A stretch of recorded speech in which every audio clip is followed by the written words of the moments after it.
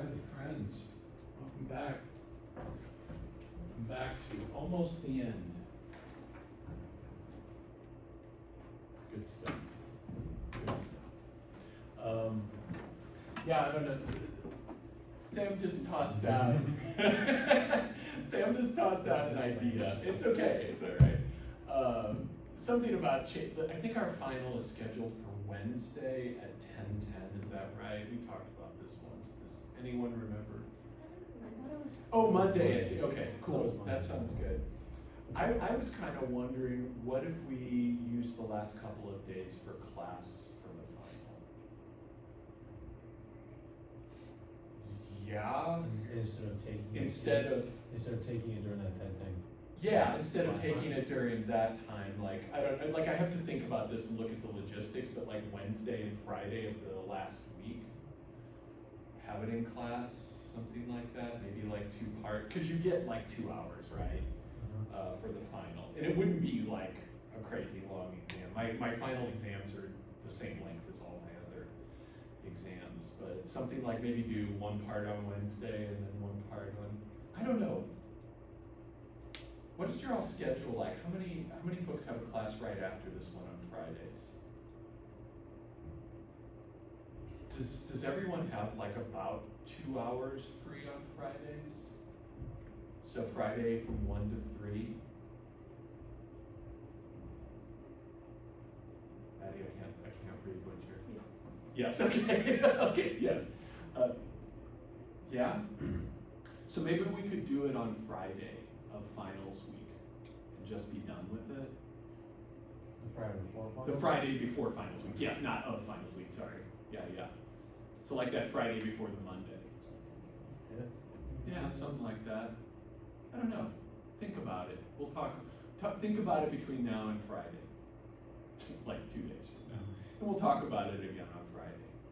Contemplate it. There's pluses and minuses, right? You said the final is just on integration. It's just going to be on this stuff. Okay. Yeah, and so I would, when we come back, I will definitely have like a review set up for you. Does that sound good? Cool. And I could. Ideally, I could even get some review stuff set up for the break, which would be good. Okay, yeah, I'll do that. Okay. Be a busy boy, but then I'll be a less busy boy when we come back. Cool, so we'll talk more on Friday. On Friday, I wanted to, remember that thing you took at the beginning of the semester, the calculus inventory that was like, I don't even understand half these questions. Let's see if we understand more of those questions. And I think we're gonna do that on Friday and just knock it out. It's like the post-test to see if you've learned anything. It's all bullshit. It's all these like, I could have taught to the test, right? Like I could have taught you the stuff that's on the test. We'll see. It doesn't matter. My job doesn't depend on it. Your grade doesn't depend on it. I don't agree with the test anyway, but I gotta do it. Okay, so hopefully you had a chance to watch the recording from Monday. It was pretty short and succinct, I think. There was a couple of tough problems on there. Does anybody have any questions on the web work that was assigned at that point? No? What does it do? Well, I think it's due Sunday or something like that. You've got quite a bit of time. There is one last final web work. It's not a review, but it's on the stuff we're going to do today. So it's pretty short. It's a very short one. Is 8 pretty short as well? I'm sorry, say this. Is 8 pretty short as well? Yes, I think so. Yeah, it's not like the 22. It's not the beast. Okay. So everything's going to seem really easy compared to that. Okay. Yeah. Cool. So, and the final will be open note too, just so you know. Not like AI open note, but open note. Do you remember what the fundamental theorem of calculus said? And we had a part 1, and we're kind of coming back now that we've done some integration. But do you remember what part 1 says? Does anybody remember that? Kind of. It's basically how we do integrals. So it said something like this. So part one said that if I want to evaluate that definite integral, remember this represents that process of cutting up into rectangles, letting the number of rectangles go to infinity while we add up their sums. That's what this represents. That to do that, all I needed to do was find the antiderivative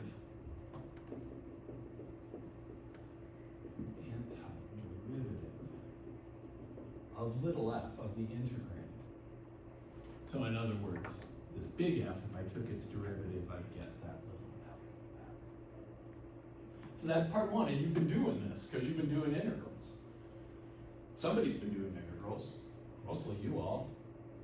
So this is part one, and part two is a little bit different, and that's what I want to focus on today because it gives us some different insights. So part two says this.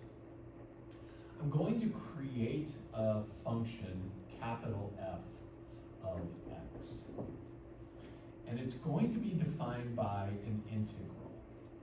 So let's see here, we'll use some x naught to x. And then in here, I'm going to have an f of, and I'm just using this variable tau to be a placeholder. Because notice that the variable x is one of the limits now. So this is a weird change of perspective. What we're doing is we're creating a function, capital F, that is defined in terms of an integral. So let me ask you a few questions here. We can do a few things. Even if we don't know this little f, what's f of x0? What is the value? Just to see if you're reading this properly, mostly.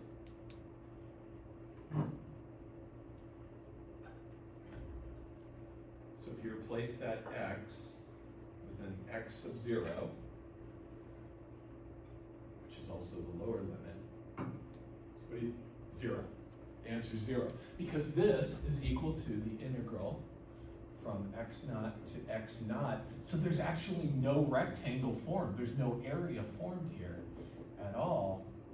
This is just equal to 0. So we kind of just know that right off the start. So notice what this thing is saying. This is saying integrate this little f and have its integral depend on this variable.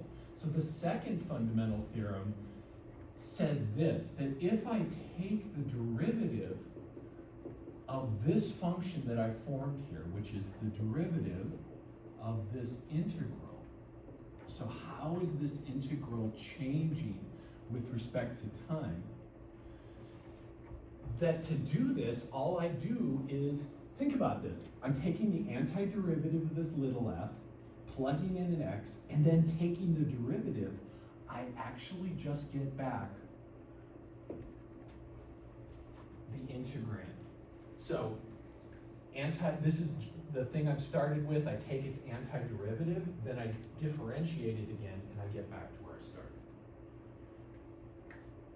So this is a really odd result, and we're going to spend all of today thinking about this function here and how to read it, and hopefully gain deeper insights into integration and derivatives. We're going to pull together a lot of stuff. So Sandy said, this exam isn't cumulative, is it? And I was like, absolutely not, except it secretly is, because you have to know everything. So I can worm out of my contractual obligations this way. So let's take a look at an example. And then we're going to work some problems together. So let's suppose that I've got this function, little f of x equals 2 minus x. Let's sketch it out. Just a line. So when x is 0, I get 2. And when x is 2, I get 0. So I get just that good old line right there. It's some shaky old man hand line. My grandpa used to make lines that look just like that. So we've got this function here, and now what I'm going to do is I'm going to create this new function, capital F of x, which is the integral from 0 to x. And I'm going to have to change the variable on that. You don't want the same variable out here and inside. So here I'm just going to use, over there I use tau. Let's do it because tau is a pretty form of t. d tau. And so let's evaluate this. This is equal to the integral from 0 to x of 2 minus tau d tau. Hey, can you crank that out for me, please? Let's get the formula. Do the integral. Evaluate. What do we get?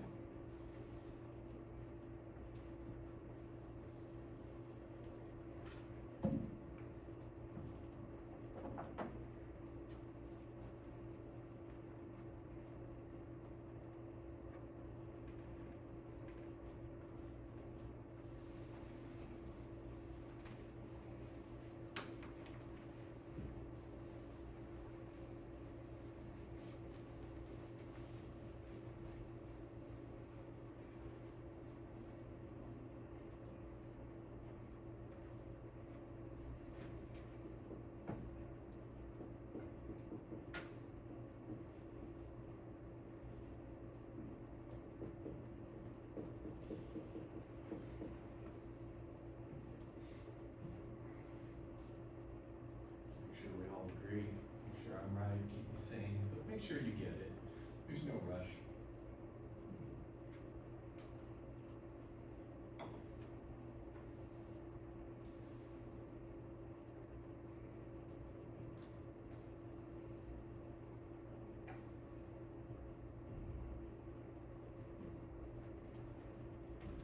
And once we get done, let's go ahead and sketch this function out, this new f of x. I'm only worried about from 0 to the right, so you don't have to sketch anything left of your vertical axis at all.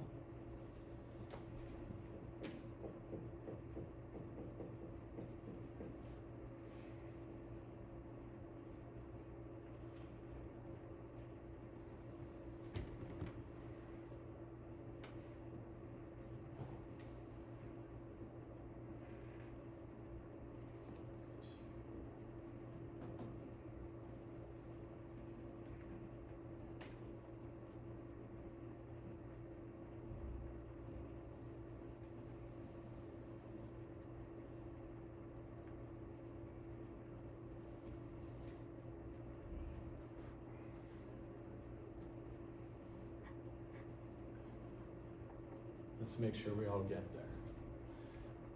Definitely try to do that thinking on your own and then check with mine. You're always welcome to have a piggyback ride, mathematically.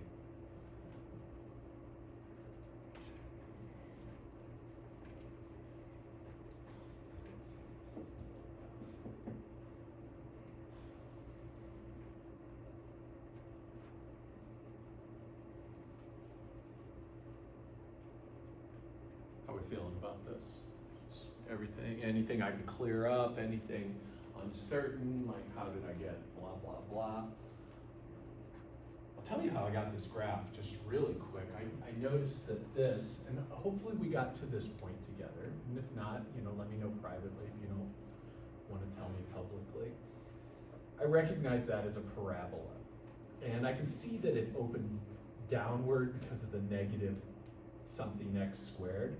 But when I factor it, I get the zeros immediately. So I pulled that x out, and I can tell that the output is 0 when x is 0, or this part is 0, and this part is 0 when x is 4. So I got that. Once you've got 2 points across from each other on a parabola, the vertex will be right in the middle. So I knew the vertex was at x equals 2, just because of the symmetry of a parabola. Plugged in x equals 2, got an output at 2. But what this thing represents is the cumulative area function. So this is the cumulative area from 0 to x. So it's building up the area underneath this thing. So let's look at that. Up to here, we have this triangle. So as I move across this way, it's telling me the area corresponding to the left of this line up here. So for example, at x equals 1, let's see, at x equals 1, what do we get out? 3/2, something like that. So at x equals 1, okay, I gotta cheese it just a little bit. I get out 3/2. Notice that at x equals 1, I've got this area here. That's a trapezoid. Its area is 1/2 the average, or 1/2 the sum of the sides times the base. So that actually works out to 3/2 perfectly. As I move this way, the area is starting to increase less quickly, but it's still going up. Now remember, it's to the left. So when I talk about here, I'm saying I'm looking at all the area between here and here. And then at this point, I reach the max positive area. And the minute I spill over this way, I start subtracting area, right? Because this is positive area, this is negative area over here. So it starts diminishing. So what we see down here is that the minute I cross that axis, I've reached a vertex down here. The max area attained is right here. So this is our max area. And then it starts diminishing and becomes actually negative right after I get to 4. So let's see, here's 3, 4. So right at 4, the area of this triangle completely matches the area of this triangle. They're just opposite signs. They cancel each other out, and that's why I'm seeing a 0 here. And then it's just downhill from here on out. Is that story making sense? It's this cumulative area that we're thinking about today, this cumulative function as we move to the right. Now, what if this was my function and I said to you, hey, I've got this function f of x equals 2x minus 1/2 x squared. Where is the maximum or minimum? Is there a max or a min? And what would you do? You would take its derivative. What is its derivative? So let's do f prime of x. It's 2 minus x, exactly like the function we started with. So we're just moving backwards now. And then you'd set this thing equal to 0, you'd get x equals 2, and from there, so your critical value is at x equals 2, and you could either use the first derivative test, which says, hey, my first derivative at x equals 2 is positive on this side and negative on this side, so I know I've got this kind of scenario. Or I could go to the second derivative, and I could say, what is f double prime of x? It's just -1. That is less than 0, so I know I'm concave down everywhere, but particularly at x equals 2, so that's a maximum. So we're pulling together stuff. We're moving up, but then coming back to the first half of the class in many ways. So I've got a handout. I'd like to work this problem together. I've got a bunch of problems I want us to work. Yours is much more complicated. You're welcome. Enjoy. But we're gonna work through this together because you probably need some tips on getting this guy done.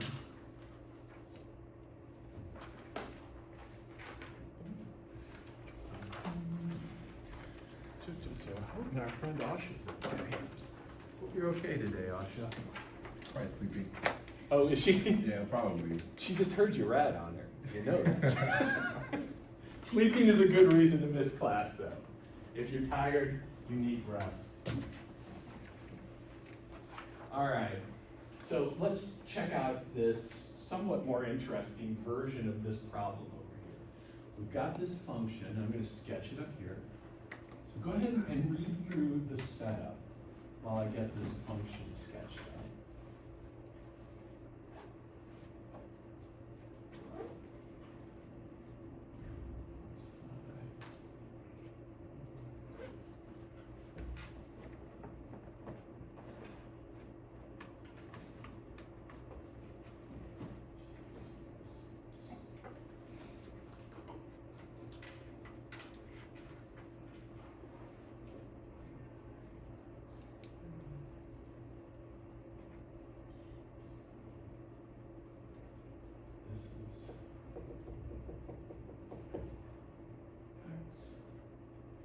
they're telling us this is the derivative. And we're gonna secretly do the integral. Well, we're not doing it super secret. Let's see, so 3 and then a 5, 3. 1,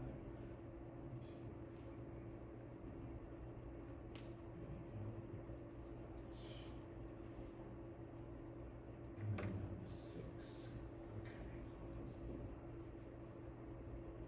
So this is the derivative. This is f prime. Can you take a few minutes, and you can do these without, there's no integration at this point, except that this is the derivative of some function we're thinking about. Can you answer, take a minute to talk about, or think about questions A through C. And then we'll talk about D in a minute.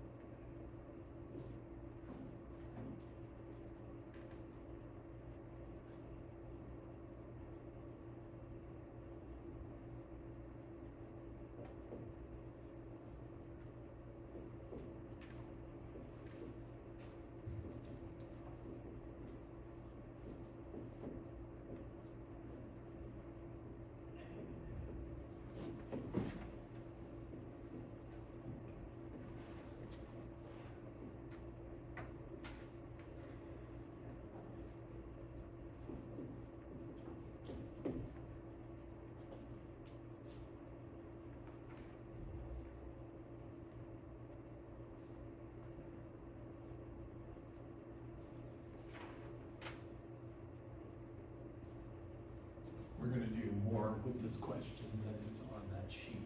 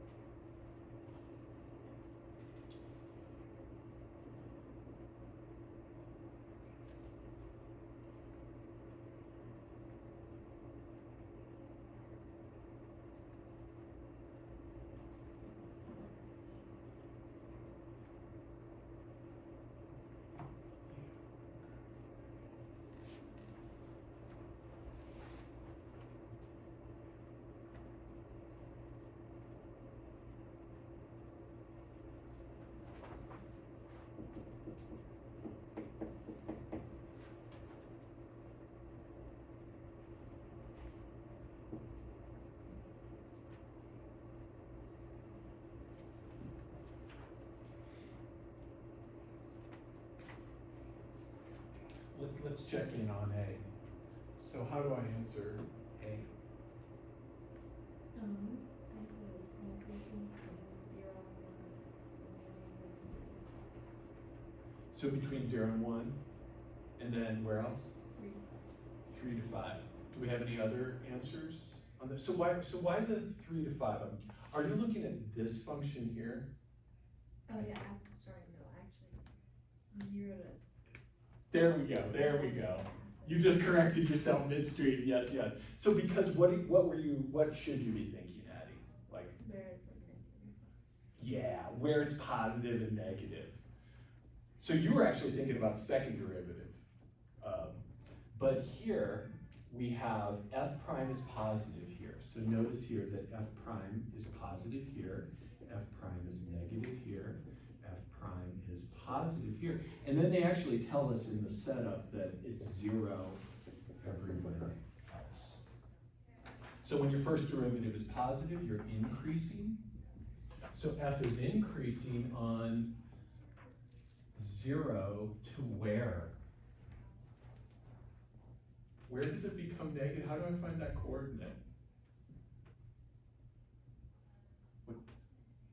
Sophia, you're saying things, but words aren't coming out. Okay. No. How do I find that coordinate? Where this happens, where this cuts through here?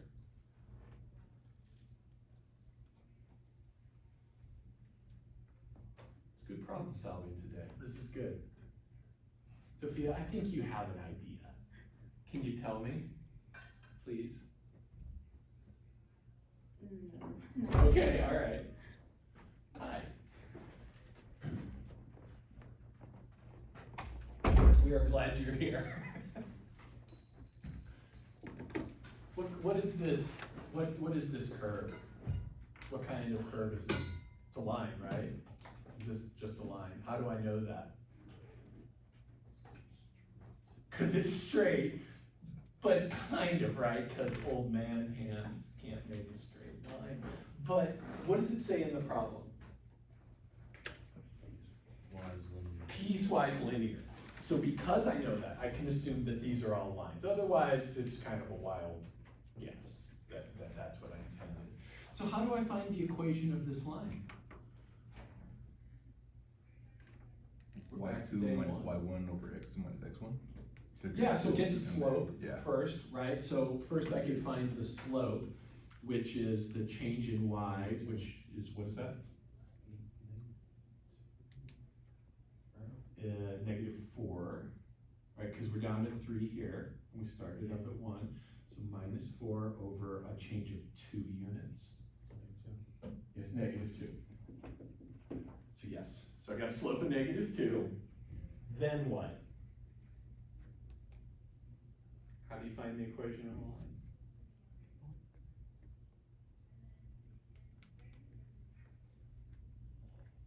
Josh, you gonna tell me something, sir? You can pick a point.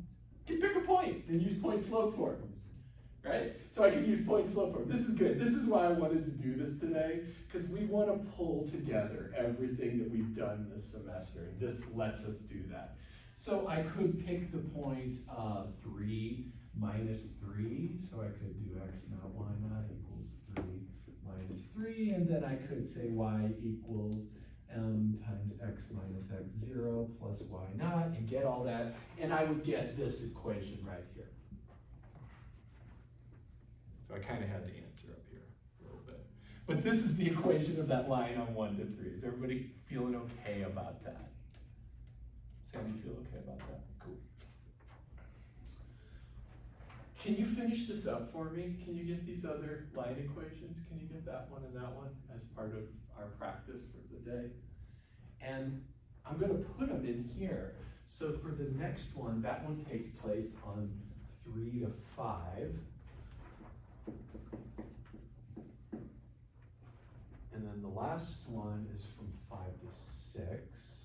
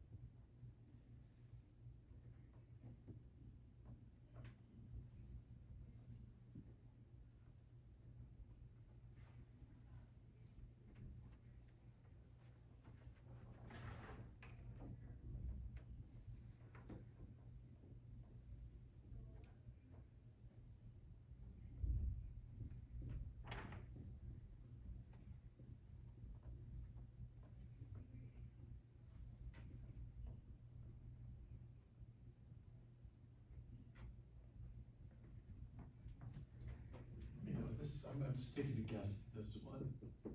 Let me know if I got that one. Is that it? Yeah. Cool. 3x minus 12 on that second one. Cool. I'll tell you how I got that one after we're done here. Just little tips.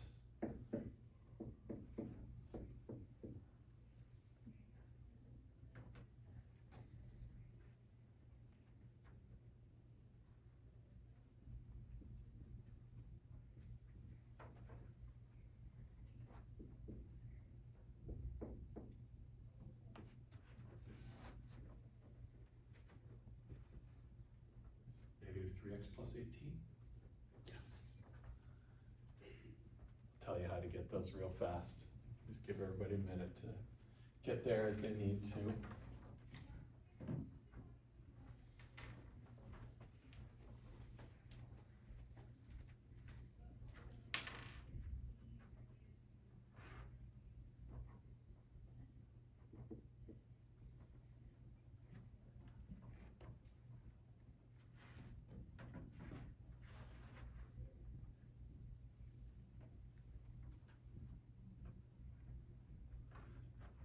So the way I got this one really fast was I actually got 3 times x minus 4 first, because the slope is easy to compute, right? It goes up 6 over 2, so it's got a slope of 3.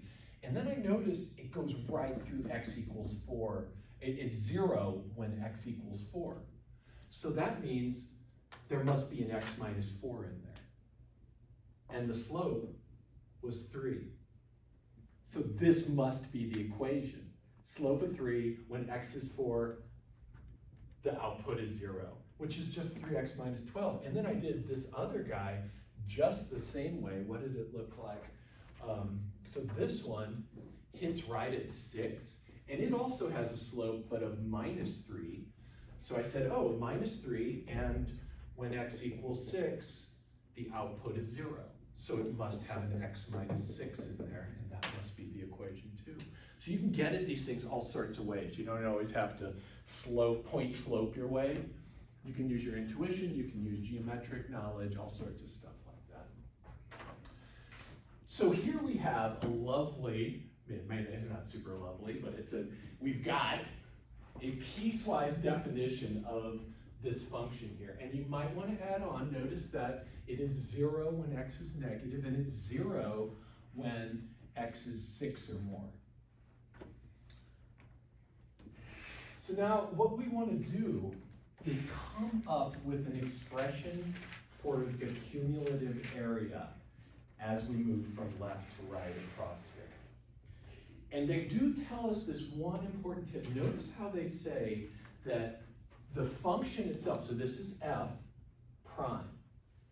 They tell us that f itself, the antiderivative of that thing, or where that came from, at 0 is equal to 1. So we get this little bitty hint here. And if you look at question D, it says, recall that the total change theorem. Well, we never talked about it, but we did in a way.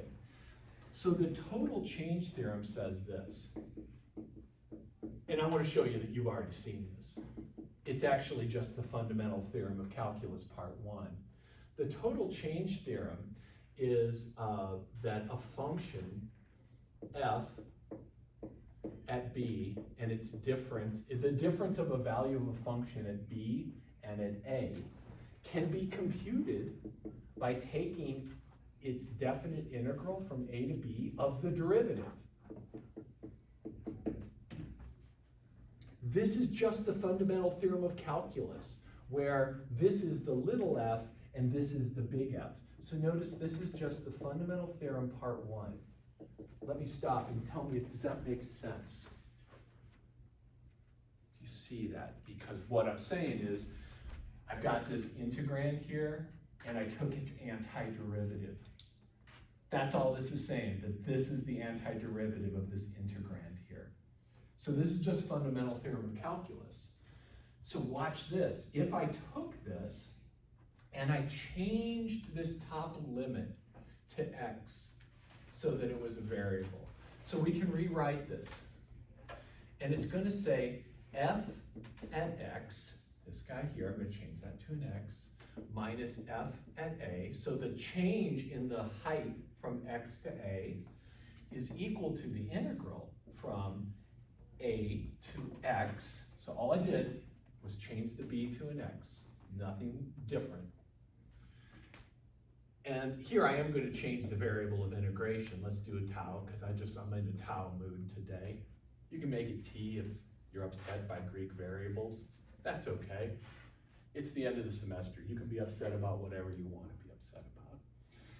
I'm going to rewrite this one more time. And it's going to tell me that the value of my original function is its value at the left endpoint. So this is the value at left endpoint,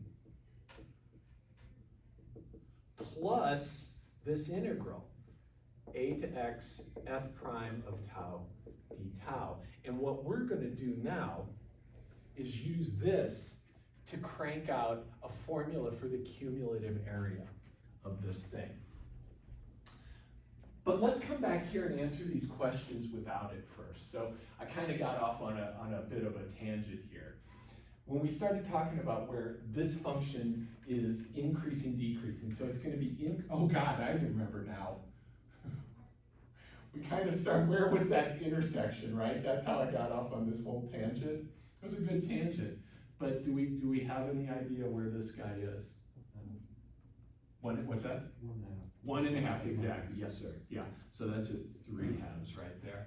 So f is increasing where the first derivative is positive on 0 to 3 halves. And then this one's a little chiller, right? Where the derivative is positive, that's just 4 to 6. And it's decreasing everywhere else, which now that we know that 3 halves makes this easy. So from 3 halves to 4, the function is decreasing, and that's the only place this is negative. So we expect the function to go up, and then come down, and then go back up again. So we kind of expect a max and a min. We'll see what we get. How do I do this? Forget about the right side of the board for right now. You could do it, I guess, if you wanted, but how can I use this graph to answer question B?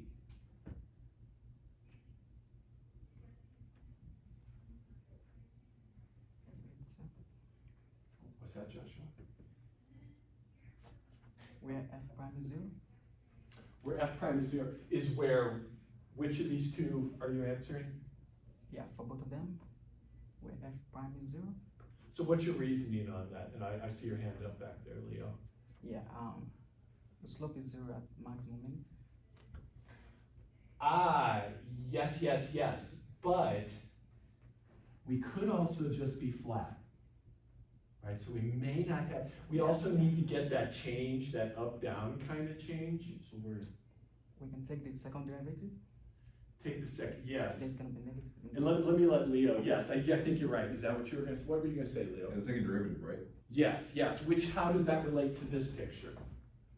Oh, sorry. Inflection, There are some points of inflection. when it changes the sign, is that it? Yeah, the slope of this is the second derivative. So this is my first derivative, right? This is the first derivative. So its derivative are just these slopes. Let's sketch out the second derivative graph. It's going to be discontinuous. So sketching out the second derivative graph, do it real tiny because it's going to be chill. So here's f double prime. It's just the slope of these lines, which we already figured out. So this first one is 1. So the second derivative is 1 up until, notice how it's not differentiable at 1 because I've got a sharp corner. So I just put an open dot because I can't really do derivatives there. And then the slope was that -2 from here to there. So then this is at 1, and then from 1 to 3, the slope is -2, or the second derivative is -2. And then from here to here, I think that was a slope of 3, and that was a slope of -3. So 1, 2, 3, and then so it's 3. and that goes all the way up to 5. And then at 5, it switches back to a -3. Just for a moment. Gotta go down one more. So to a -3.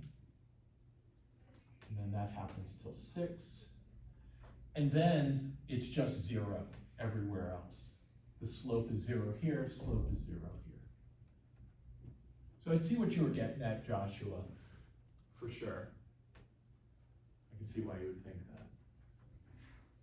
So now I can look at this and go, okay, the function is concave up here, negative, concave down, concave up, concave down, and then this just means flat. So when your second derivative is 0, you're probably just flat completely. But we'll find out when we get over there. So here I'm concave, so let's come do this. Concave up from 0, and we can't include the endpoints, so we'll say 0 to 1, and from 3 to 6, 3 to 5, that guy's a little misleading there, 3 to 5. And then it is concave down on 1 to 3, and on 5 to 6. So there's definitely some points of inflection here. And like Sophia said, every time we've got a switch here in the sign, so this is going to be a point of inflection, because I changed from concave up to concave down. Here's another point of inflection, and here's another point of inflection, and so is this. So there's actually 4 points of inflection in this thing. A lot going on.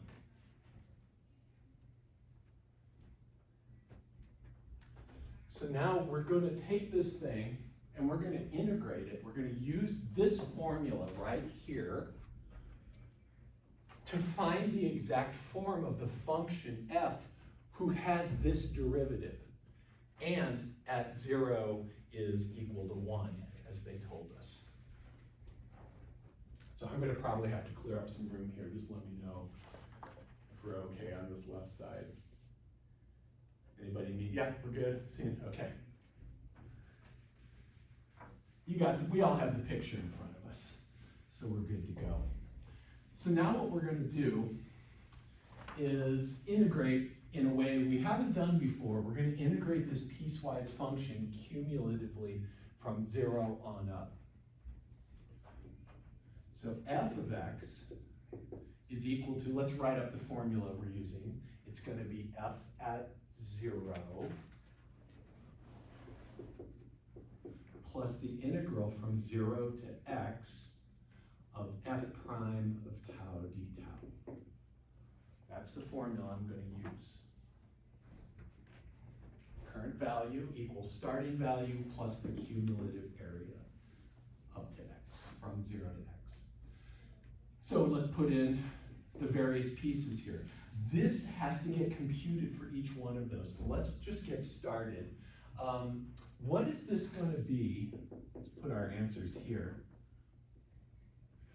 When x is less than 0, what kind of area am I getting out? What is the 0? Oh, There's no, right, because there's no area, right? I thought you meant general. Sorry, yeah, I can see it. Do you see what I'm saying I though? get what you mean. Okay, cool. So there's no area that can accumulate until we get to x equals 0, because it's just flat. It's actually matching the x-axis perfectly. And then we get to this guy here. So that, I'm going to do some scratch work. So on 0 to 1, we've got f prime of tau is just tau. And I'm just using that function right over there, x. In other words, f prime of x equals x. We got that formula. So I'm using this form of it here. So we've got f of x equals f at 0, which I think they tell us is 1. Is that right? Yeah. Yes, thank you. Thank you. So 1 plus, now we've got integral from 0 to x tau d tau. Can you crank that out, please?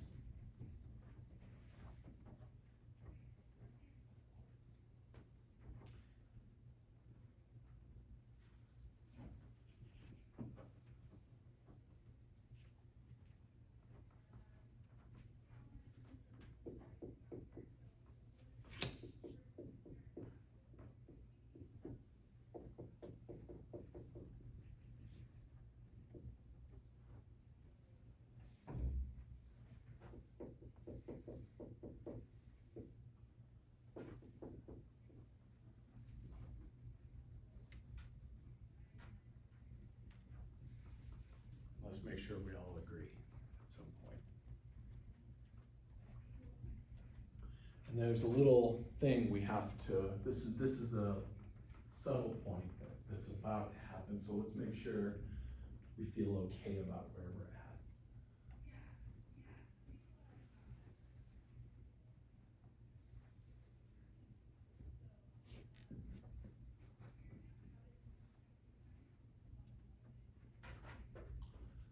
I want to refresh our memory as to where we're at in this whole thing. I think, was that 3? Is the next one? How do we feel about getting that formula? You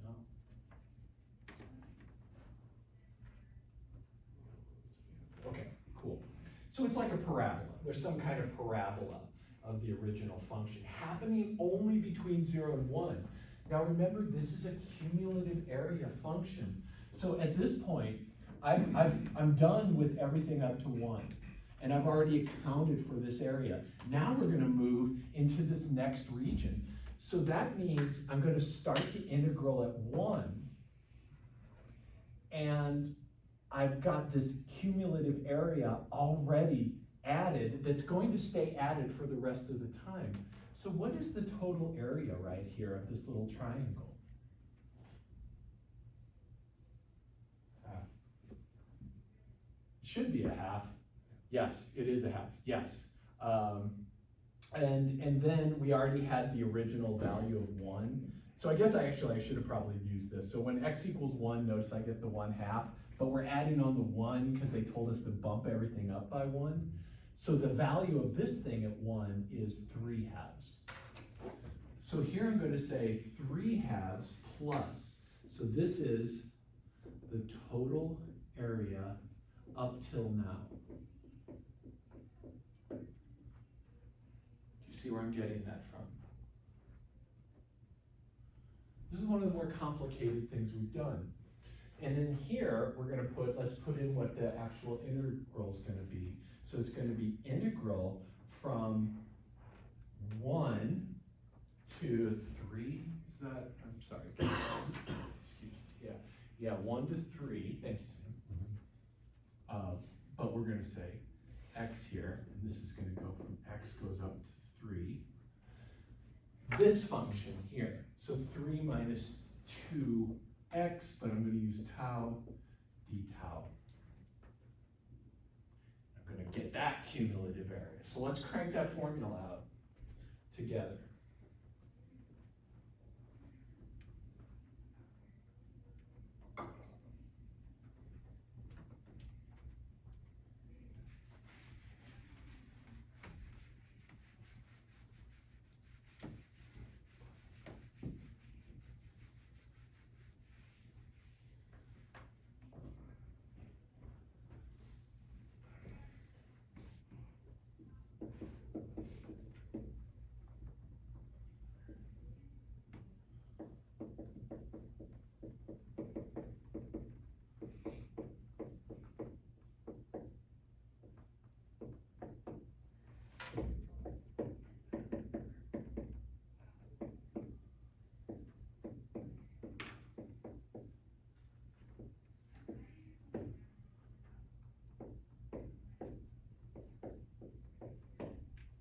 Be careful, use parentheses and make sure that you keep everything in order. It's easy to get messed up.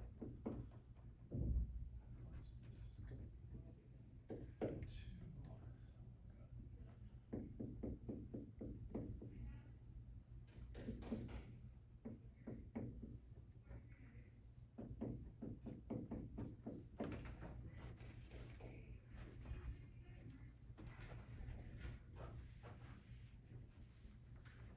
I did a lot of simplification on that guy and ended up with -1/2 plus 3x minus x squared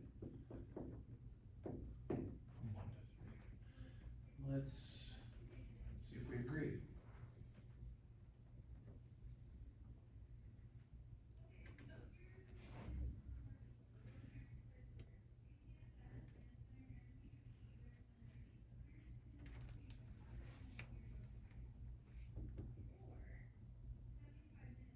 You notice that when x equals 1, this spits out 3/2, which we know is that cumulative area so far, so it's looking good.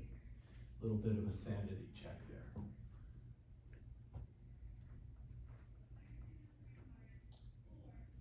If there's no questions, can you try the next one without me telling you anything? Remember to check what is your area at 3. You're about to do that 3 to 5 bit.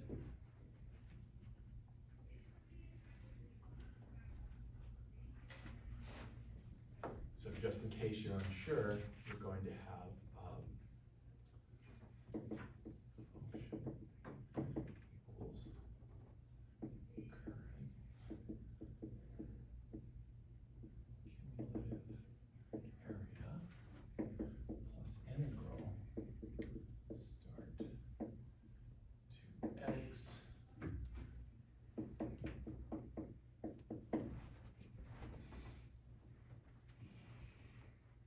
and the start is your current, the x coordinate where this little window is starting. And if you're unsure, raise your hand up. I'm happy to come help you. I'll put a sanity check up in just a minute.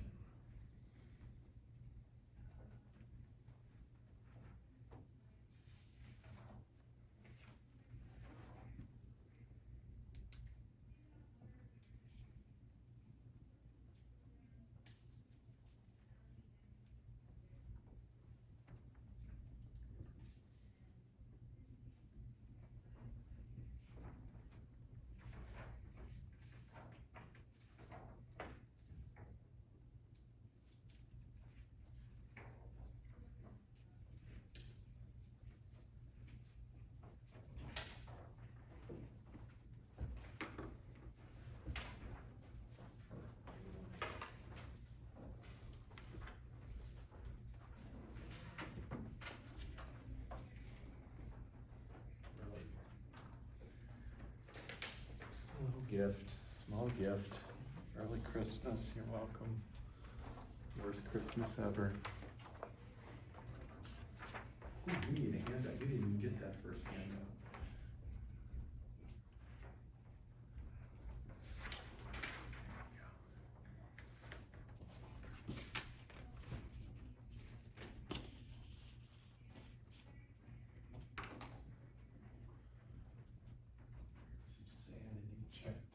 So your cumulative area up to 3 is just the value of this function at 3.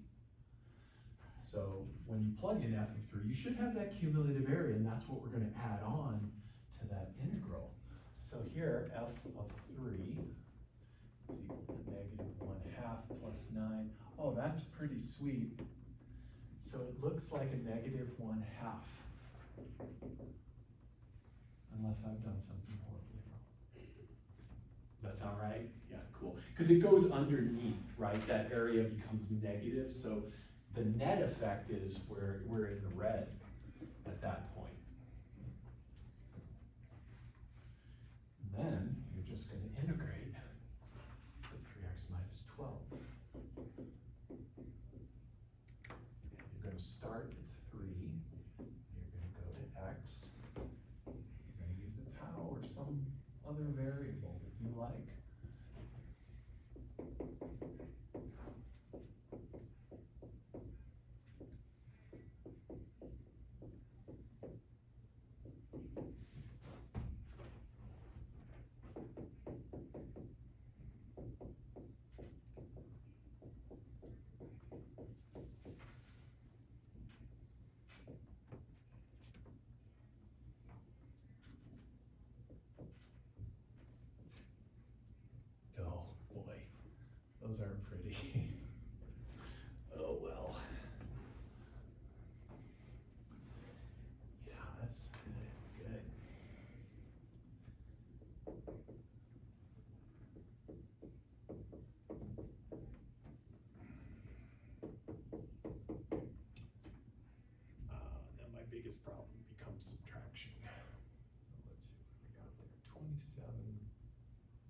minus 72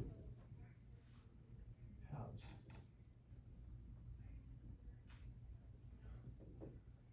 Is 55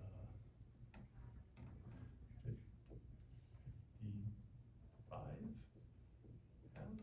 Is 55 halves showing up anywhere for anyone? Okay, I'm gonna take that as Joshua, no, you didn't get 55. Okay, so maybe I didn't do this math wrong. 72 minus 27. Oh, 45. 45 halves? There we go. Now I'm seeing, so, okay. Hell yes, 45 halves. All right, so negative 45 halves is this beast. And then I got another negative, so it's just plain old 45 halves. So plus 45 halves. But then I had my original negative a half. Oh, that shit is good because that becomes an even number on top. So it's 3 halves x squared minus 12x plus 44 halves. And that's just good old 22. So 3 halves x squared minus 12x plus 22. That goes right here, and I've got that half incorporated. So this is going to be 3 halves x squared minus 12x plus 22. Let's finish this up. Unless there's something wrong. Is that looking okay? Anybody else get what I got? I'm seeing two pretty solid nods.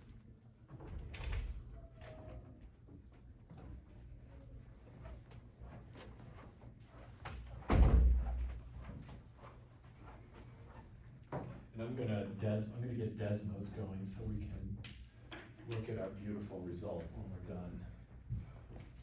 We're paying a hefty price, all sorts of thinking.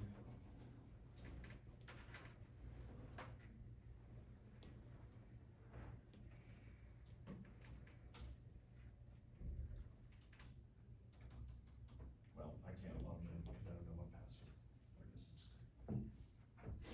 We'll stop the recording and look at it together. I get my phone out.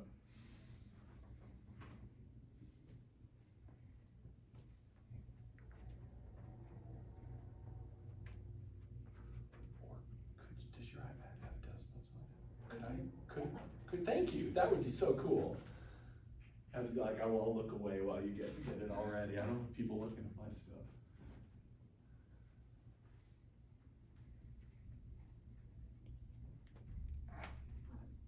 Thank you. Beautiful.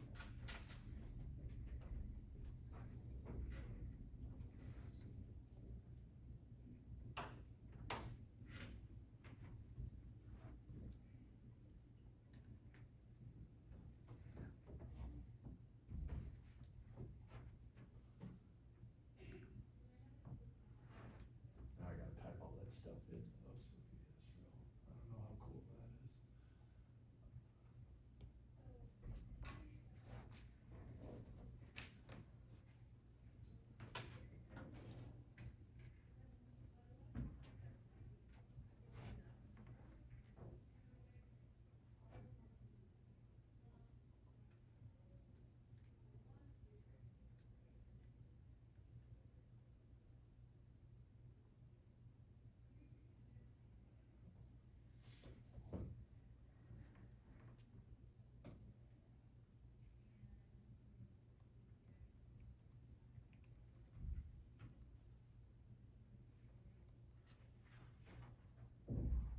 Sophia, can you give me a clean browser so I can look up an example?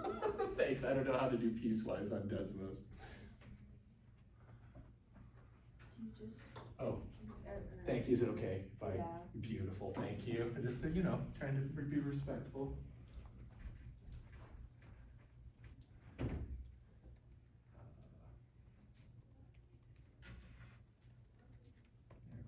that's how one does it.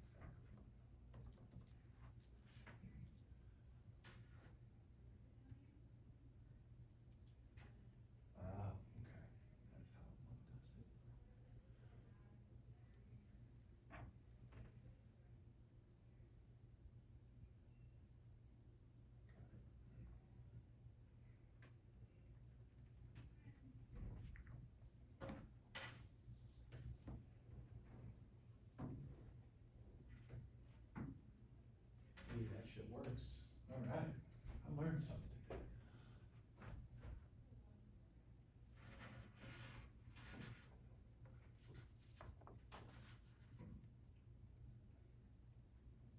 See if you can figure out what happens at the end when you move past 6.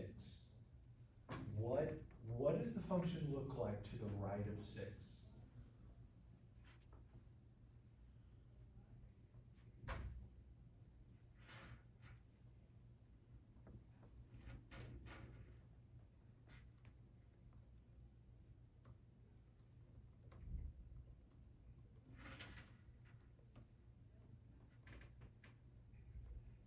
This is gonna look really cool. I think you're gonna be stoked about this.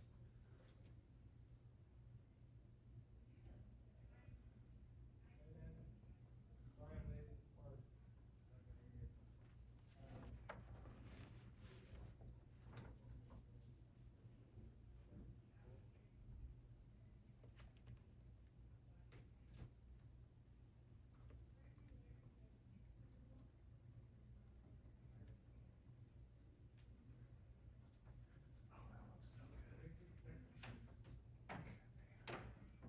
I'm gonna go finish this guy up so we can see this freaking gorgeous piecewise graph.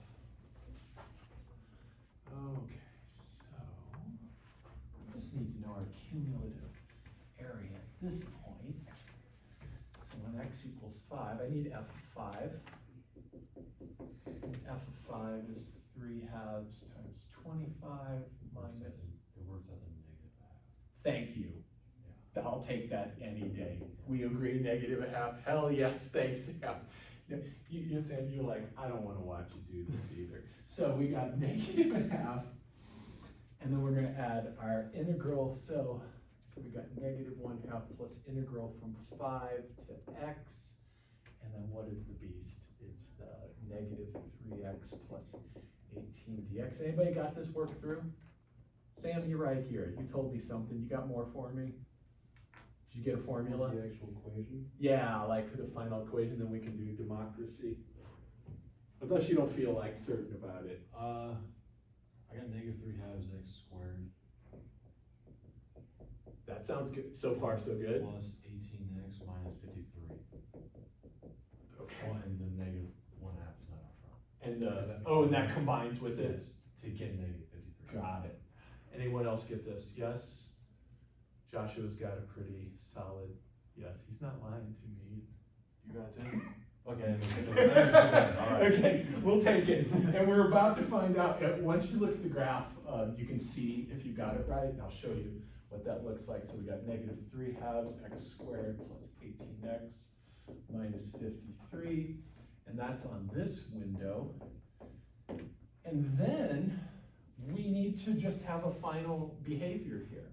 So we've got everything from 6 on up. How do I figure out what that value is? Plug in 6. Plug in 6. It never changes after this. Remember what the original graph looks like. It goes blah, blah, blah, there's zigzag, and then at 6, the derivative is 0 from there on out.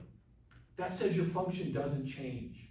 It is constant. So wherever we leave off at 6 with this is where we stay forever, and we're flat. And Joshua, now you can see why that's not a max or a min necessarily. It's a lot of maxes, right?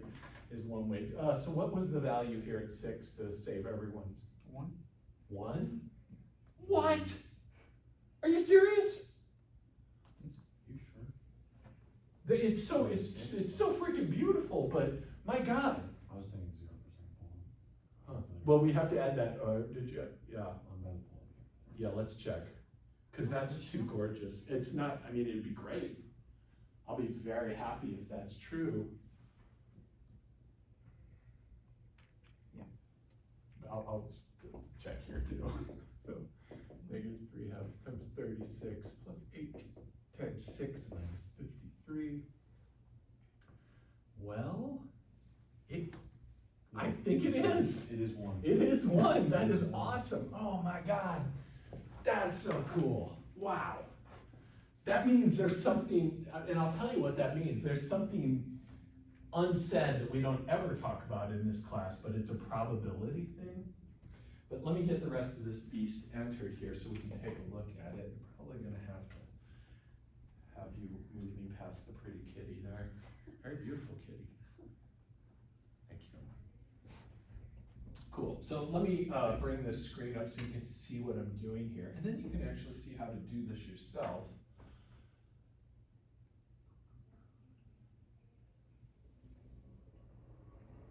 And we'll see if, hopefully I don't have to log in to do this. Oh yeah, look at that. So here's how you do piecewise on Desmos. You just enter your function and then embraces the domain for that piece.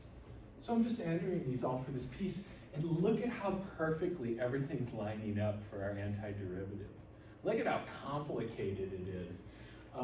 It's quite beautiful. So when I put this next piece in, it should perfectly align right there. And then I actually realized it's not the other thing I was thinking about, but that's okay. I was thinking it was a probability distribution.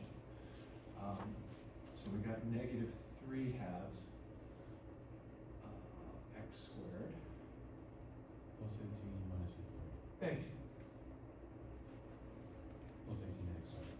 Yes, thank you. Mine's 53? Yep. Look at that. And then let's set the domain, so that's just on 5 to 6. And then look at how it started at 1, it ends at 1, and then it just stays there forever. And I want to make it so. I want to make it look like that. So it's just going to be 1 when x is bigger than or equal to 6. We did that. We built that right there. So this is our original function. And we can see we've got a max, a min here. You've got a point of inflection here when you go from concave up to concave down. Point of inflection here as we change from down to up. Point of inflection over here. Didn't I say there was 4 points of inflection or something? I don't know. I'm only seeing, I think I said 4, but now I'm only seeing 3, and I don't remember where the original data is. Let's see. So 1, 2, 3, 3. It's good enough. So I'm going to want you to do this. And what I would like you to do, what time, where are we at? Cool. So over the break, got a long break. We're not meeting on Monday. Everybody remembers that. Oh shit, I don't want this recorded. Well, it's too late. I already said it on the recording. So when the president watches my recording,